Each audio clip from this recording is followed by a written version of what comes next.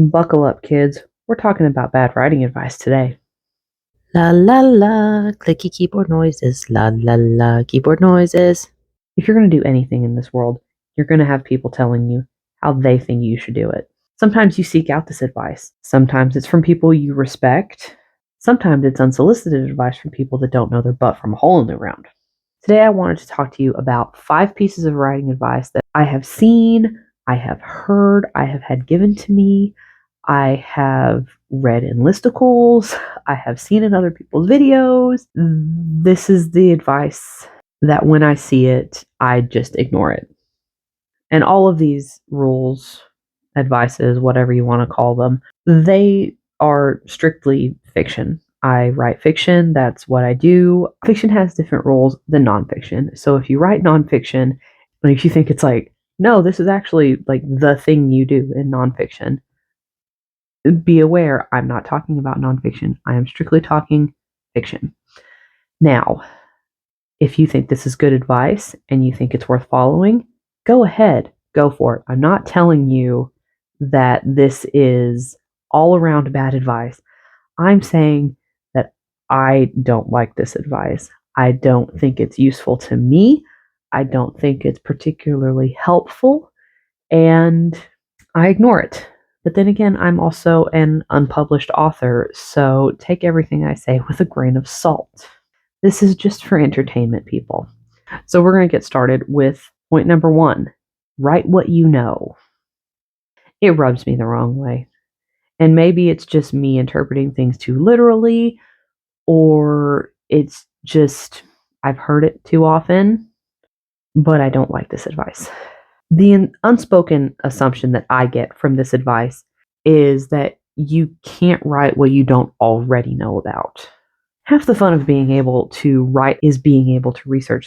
If I feel a story needs to be set in, say, 17th century Italy, I know very little about Italy in general, let alone 17th century Italy. I need to learn as much about that time period and that location as I possibly can if I want to make my story as believable as possible. Doing this will either let me know that my story won't fit in the confines of that time period, or that it does, and I now have so many rich pieces of information that I can add into my story to make it better. Time travel's not real, but people write amazing stories about it all the time. If we only wrote what we knew and what we understood to be true, there would be no time slip romances, and I need my time slip romances. You don't have to have been in a war to write a story about wartime, but you do need to understand what it may have been like for someone who was in war. Find out the experiences they had to go through. See if you can draw on any experiences you have already had that could help put you in a place that's a little bit closer to understanding what they went through. I suppose a better way to come at this is to say, if you're not going to do the research, don't use those subjects. Number 2, don't read the genre that you want to write in. Now that's a weird piece of advice that I've seen. I don't see it very often, but I do see it occasionally. How are you going to know what common tropes to expect if you don't read them? How will you know what's overdone, what needs to be avoided, what twists you'll have to subvert to keep it fresh? What's lacking from the genre that you specifically can provide if you're not reading in that genre? Not only that, but if you're going to get published, you need to know the rules of your genre. You're going to need to know comparable titles, because people want to read books that are like books they already enjoy. To me, it's missing an important word. I don't think the advice should be don't read in the genre you want to write in, so much as it should be don't read only the genre that you want to write in. If all you do is write sad war stories, it's nice to read a rom-com now and then. You can't live in that sad world forever. In a previous video, I did mention that I don't usually read in the genre that I'm writing, but that's only when I'm actively editing the project. In all other parts of the writing process, I allow myself to read whatever stories strike my fancy, in whatever genre piques my interest. I feel that helps shape me as a writer because I'm not only just recycling the same stuff that's being used in every book in the same genre. I'm also able to stay true to the rules of my genre because I know what they are, because I read it and I read it frequently. I read what works, I read what doesn't work, and I've seen that same trope in another genre, and I know other ways that it can be done. And that's why I think it's good to read in all genres instead of only reading in one genre or only reading every genre but the one you write in. I mean, seriously, how would you even expect to be on a panel for your genre if you don't know the other people on your genre? Like, how are you going to have a conversation with these people? It seems insane to me to not read in the genre you write. But that's me. I digress. On to point three. Or three. Point three or point three. Outlines are mandatory. You have to use an outline or you're doing it wrong. Outlines can be useful for a lot of people. Like, I'm not at all saying to just throw outlines out the window and to never use an outline and just pants your way through life. I'm saying that that's not the only way you can go about things. Not everyone writes the same way, and for some people, outlines are just too confining. I wrote an outline for a story once that was so detailed that by the time it came time, I no longer wanted to write that story. The outline was just too detailed and it sucked all the fun out of discovery writing. So that story may never leave the outline stage. And on the other hand, I have written stories where I didn't use an outline at all and I had to give up because I had no idea what I was doing. And if I had just taken a few minutes to figure out where I needed to go to get from here to over here, then I wouldn't have ended up way down here with no way to get out of it. I've written outlines that have helped keep me on track. I have had books that have had no outlines that I've been able to finish. Slightly Supernatural, for example.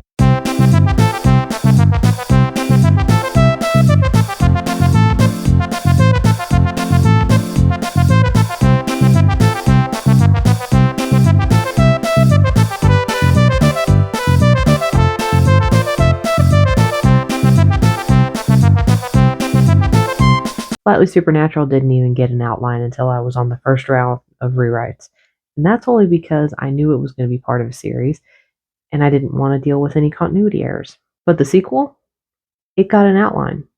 It got a fairly detailed outline because there are things that I need to set up now that will pay off later. And if I don't have an outline, I may not actually remember to put those pieces of information into the story. By the time I get to the third book, who knows?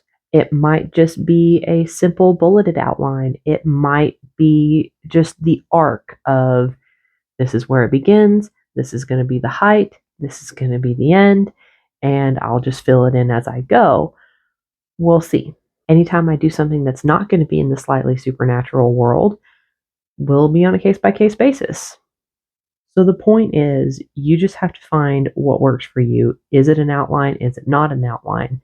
But don't listen to anybody that says you have to have one. Number 4 is any piece of advice that insists on a specific time or word count commitment. Now, don't get me wrong. You do need to write, and you need to write relatively consistently if you're going to finish a book. But to say that each writing session has to involve a certain number of words or being in front of your computer for a set amount of time before you can consider it a successful session, it's just not realistic for a lot of people. I've been writing on my phone anytime my kid is not needing me. How are you going to apply the you have to write 2,000 words a day or you have to write for 4 hours a day to someone who is only able to write in maybe 5-minute snatches? Some people can sit down and crank out 2,000 words in an hour or two, and that's fine. Other people will struggle. If I was told I had to sit at the desk until I've written 2,000 words and I'm not allowed to get up until that's done, I would stress myself out to the point where writing wouldn't be at all fun for me anymore. It's one of the reasons I had to stop doing NaNoWriMo. When I first started doing NaNoWriMo, 1667 was motivational, but the more I did it, the more I realized that I'm an underwriter. For my first drafts, I tend to underwrite. So I would write this big long scene and think, wow, I must have done 4,000 or 5,000 words. And then I'd check my word count and I maybe hit 1,000. I was making the progress and I was writing the story, but that specific word count, if I wasn't hitting it, I felt like I was failing. And eventually it wore me down to the point where the idea of sitting down to write just filled me with dread. So I don't do that anymore. I sit down, I write what I can, I write as much as I can. If that's only 30 words before I'm needed, it's 30 words that wasn't there before. If I'm able to crank out 3,000 words in a day, that's an awesome day. But I don't consider that any more of a good day than a day that I was only able to make 30. Basically, if a word count goal or a time investment goal is what it takes to get you to put your butt in the chair and get the words down, by all means, do that.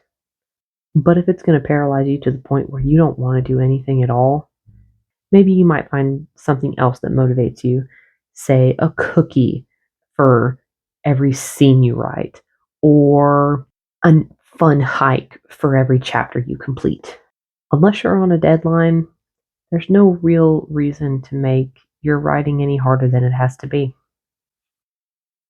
And number 5, which might be controversial to some, but I don't like the advice that says do not do any editing until your first draft is done. Now, I understand the goal behind this. It's to keep you from getting locked in that loop of making everything perfect before you move on. But I know for me, if I don't make the occasional tweak here and there, I create so much work for myself in the rewrite.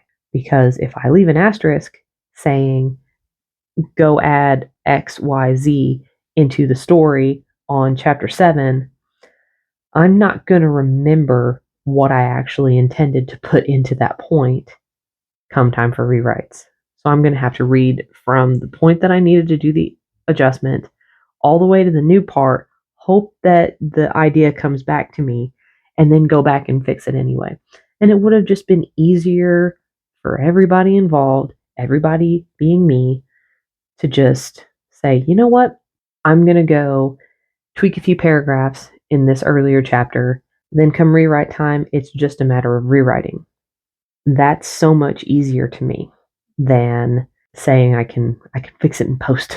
I'm trying to be kinder to Rewrite Jen and not make her have to do crazy backflips trying to make the story work when I could just presently take a few steps back, spend 20 minutes fixing a problem, and then it's all done.